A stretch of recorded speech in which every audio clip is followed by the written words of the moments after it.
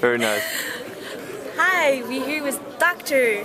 Olivier Crépin-Leblond, who is very involved with internet governance and especially the ICANN. So we've been discussing in this session about new business models and internet. So tell us a bit about what you thought about it.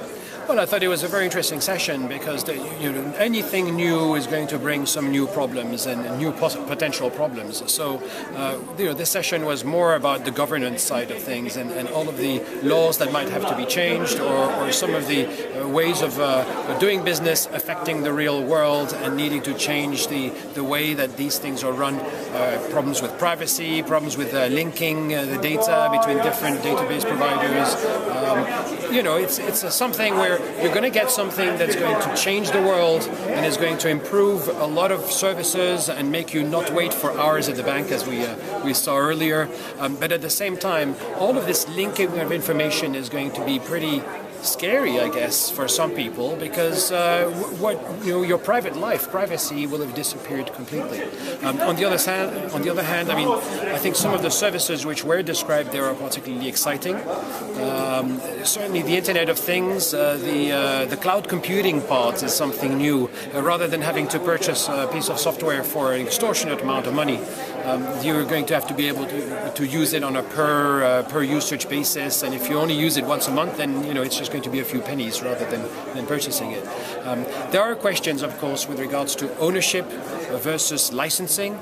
You used to buy a CD and then you owned it, and then you could do whatever you wanted with it. You could give it to your friends and you could give it back to you. You could share it and stuff. These days, it's all about digital media. There are questions about you being able to share the digital media with your friends, and do you actually own it, or does the company that has sold it to you, that you've downloaded it from, have the ability to take it away from you if they wish to? So yeah, a lot of things which were all taken up during the session, and I hope that you enjoyed it. And so we can really feel your enthusiasm. So regarding a really big organization like the ICANN, how do you feel that all this innovation and research could really play a major role? Well, ICANN's it's not the business, but ICANN's responsibility is the coordination of the domain name system.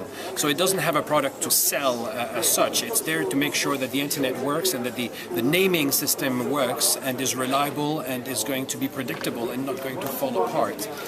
So the new technologies, of course, are going to have an impact on ICANN to some extent.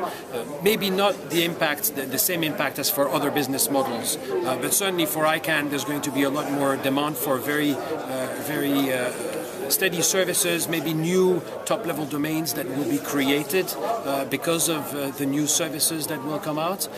But certainly ICANN is looking at this and is thinking, well, the first thing we're going to do is to expand the domain namespace. And so the first step is later on this year, probably, and I'm saying probably because we're still not sure, until it gets signed.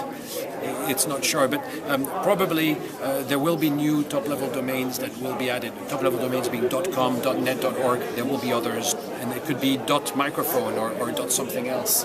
And those services will probably be able to integrate themselves. Those top-level domains will be used by new services. But the impact of the new technology on ICANN isn't that great as such, because it just coordinates things. It doesn't actually enter into business with these things. Well, thank you very much for all these inspiring perspectives. And this was Nasma Dasser at the Eurodig. I'm really sorry I talk so much, huh? No, it's